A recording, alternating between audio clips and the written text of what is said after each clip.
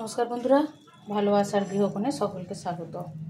আজ আবার একটা নতুন ভিডিও নিয়ে তোমাদের কাছে এসেছি।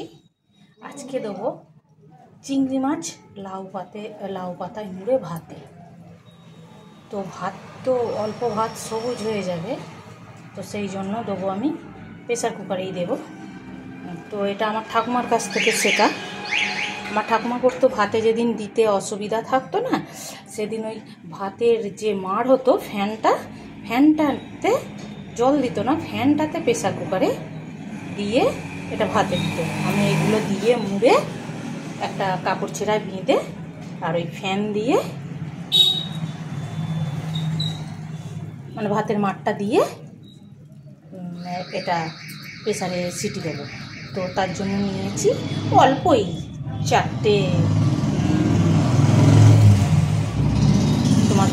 লাউ পাতা আছে, আর অল্প পাতা বলে ওই জন্য চিংড়ি মাছটাও অল্পই দিয়েছি, 4টে চিংড়ি মাছ দিয়েছি। তো এবার এই বাটনাটা দিয়ে দেবো।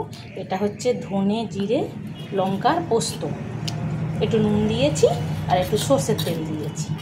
এটা সেদ্ধ হলে যখন মাখবো তখন এটাকে কাঁচা তেল কাঁচা লঙ্কা দিয়ে তখন মাখবো। এমনি একটু লঙ্কা বাটনা এতে দিয়েছি।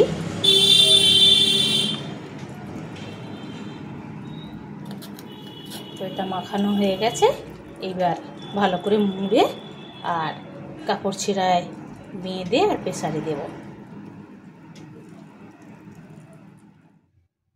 বন্ধুরা, মাখা হয়ে গেছে, যা সেন্ট উঠছে না, এই দিয়েই এক থালা ভাত খাওয়া হয়ে যাবে।